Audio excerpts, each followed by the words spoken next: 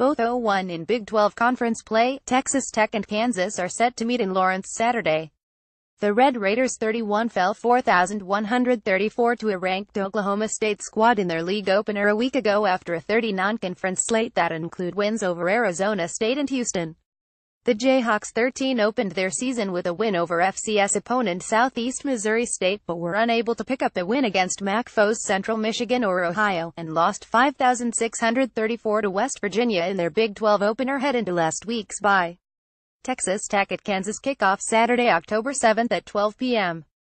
ET-TV Channel FS1 spread Texas Tech 17-3 things to watch 1. Improvement on defense. It's well-known Texas Tech finished dead last in FBS in both scoring defense 43.5 ppg allowed and total defense 554.3 ypg in 2016. Though still far from dominant defensively, the Red Raiders have made strides this season. Tech limited its non-conference opponents to an average of 26.3 points and 407.3 yards per game. The Red Raiders also held the opposition to 5.07 yards per play through the first 3 games after allowing more than 7 yards per play a year ago. Last week's matchup with high-flying Oklahoma State was a difficult challenge, and Tech surrendered 41 points, 597 total yards and 7.28 yards per play in the loss, but the Red Raiders also stopped 3 drives in the red zone, forcing 2 field goal attempts, both misses. The defense also picked off a Mason Rudolph pass and returned it 95 yards for a touchdown in the first quarter. On the other hand, Kansas has been inconsistent defensively.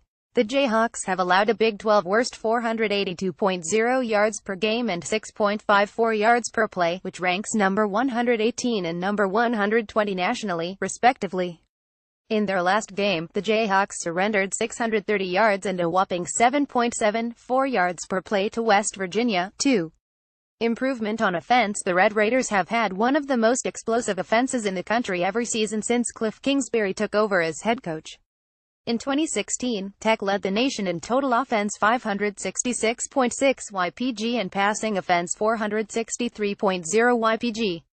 Even with quarterback Nick Shimonek taking over for first-round NFL draft pick Patrick Mahomes, this year's offense has been similarly effective, averaging 536.0 total yards and 410.8 passing yards per game, along with 7.06 yards per play.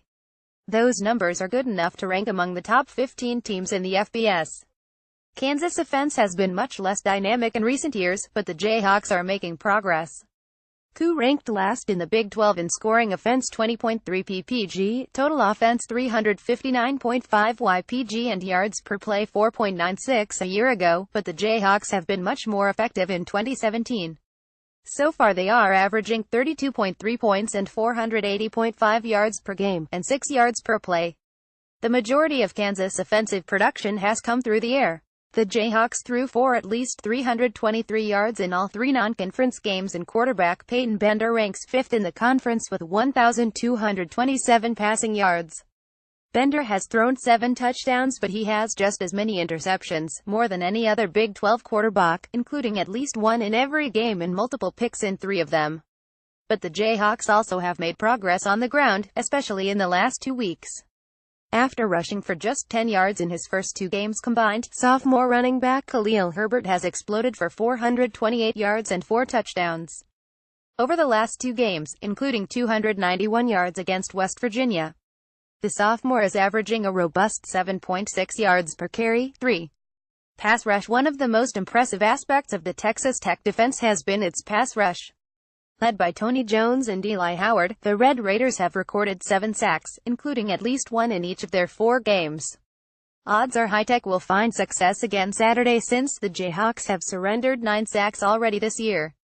Kansas was expected to be similarly successful rushing the passer. Dorrance Armstrong Jr. was expected to be a Big 12 Defensive Player of the Year candidate, but the edge rusher has been held without a sack through the first quarter of the season.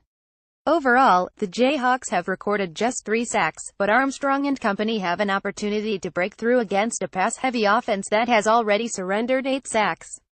Final analysis. With its always explosive offense and improving defense, Texas Tech has looked like a bull-bound squad with the potential to make things difficult for Big 12 title contenders this season.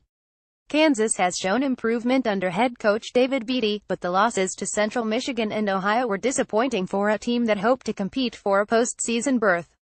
Kansas has a natural advantage coming off a bye with an extra week to prepare, and also is playing at home. However, the Jayhawks are the less talented team and their defensive struggles are alarming given the potent nature of Tech's offense. And, even though the Kansas offense is on the rise, the Tech defense has been similarly improved. Expect the Jayhawks to start strong, but for the Tech talent advantage to show itself in the second half as the Red Raiders leave Lawrence with their first Big 12 win.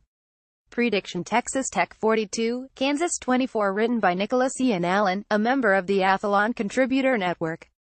Follow him on Twitter at Nicholas Allen.